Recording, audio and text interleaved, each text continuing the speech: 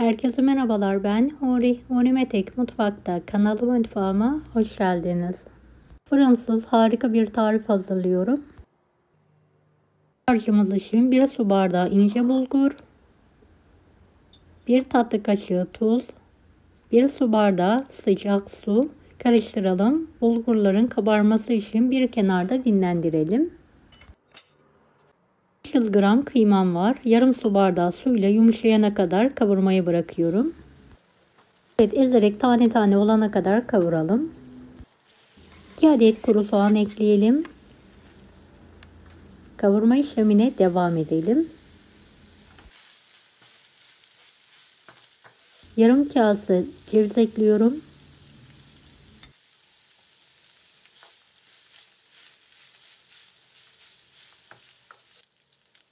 Tuz ve istenilen baharatları ekleyebilirsiniz. Ben kimyon, yeni bahar, karabiber ekledim. Kırmızı pul biber.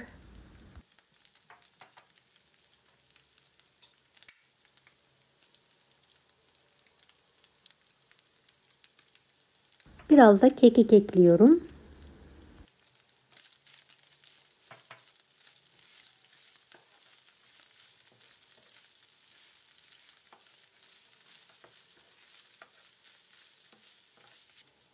Bulguru da ekleyelim.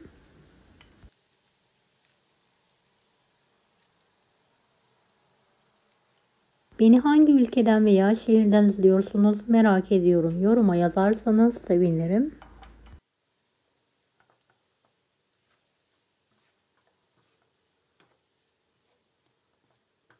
Karıştırdıktan sonra altını kapatıyorum ve soğuması için kenara alıyorum. Hamur için 2 adet tam yumurta, tatlı kaşığı tuz, karıştıralım. 10 çay bardağı sıvı yağ, toplamda 3 su bardağı su kullandım. Suyu azar azar ekleyerek karıştırmaya devam edelim. 1 bardak un ilavesi yapıyorum. 1 paket kabartma tozu. Hamuru karıştıralım ve pürüzsüz bir hale gelene kadar çırpalım.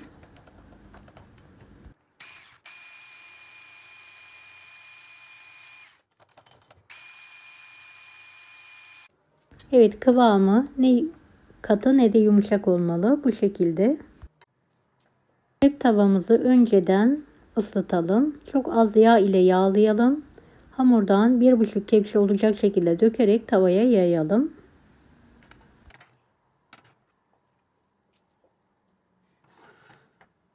Arkalı önlü olacak şekilde hamurlarımızı pişirelim.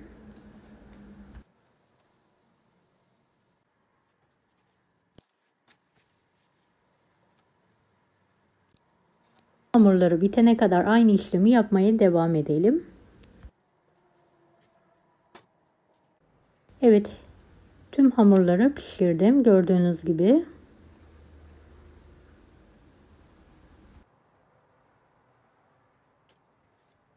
Üzerine yayıyorum. İç harcı pay ediyorum.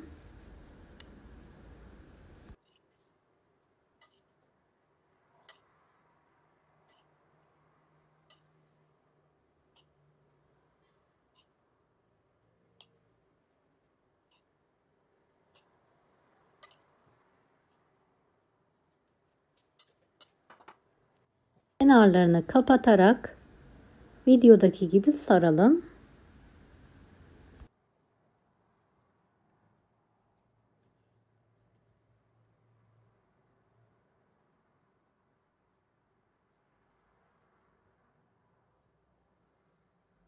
Son böreğimi de hazırlıyorum.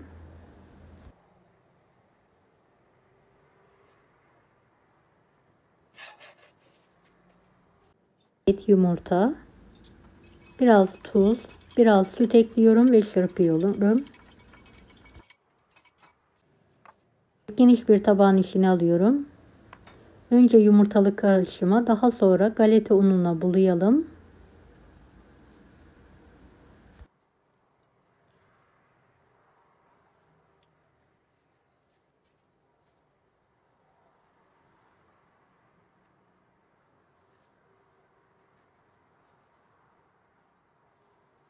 Tüm börekler bitene kadar aynı işlemi yapmaya devam edelim.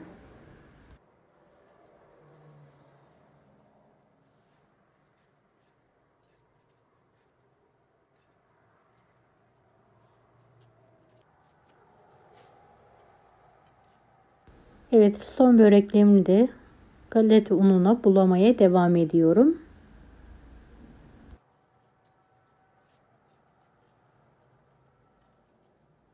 Böreklerim hazır. Artık kızartabiliriz. Tavaya yağ alıyorum ve yağın ısınması için bekliyorum.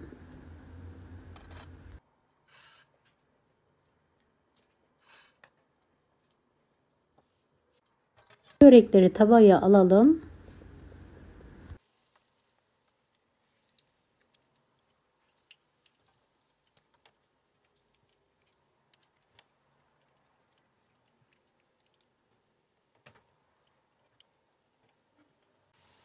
Arkalı önlü olacak şekilde kızartalım.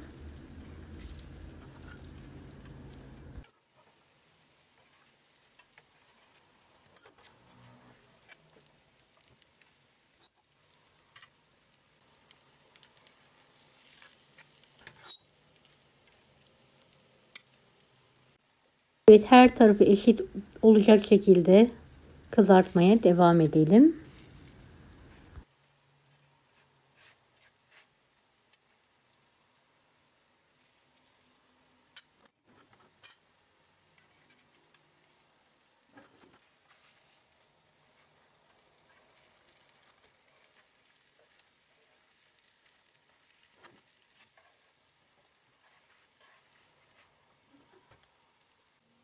Evet, kızaran böreklerimi servis tabağına alıyorum.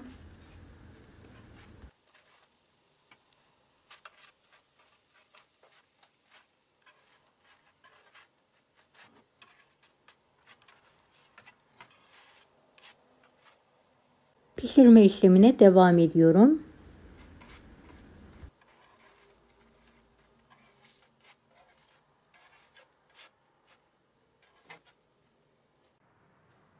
Evet, ortadan keserek iç harcımı da sizlere göstermek istiyorum. Bol iç harçlı harika oldu. Mutlaka deneyin. Deneyecek olan herkese şimdiden kolaylıklar dilerim. Kanalıma ücretsiz abone olmayı unutmayın. Bir dahaki videolarda görüşmek üzere. Allah'a emanet olun. Hoşça kalın. Daha farklı tarifler için bunları da izlemeyi unutmayınız. Kolay gelsin herkese.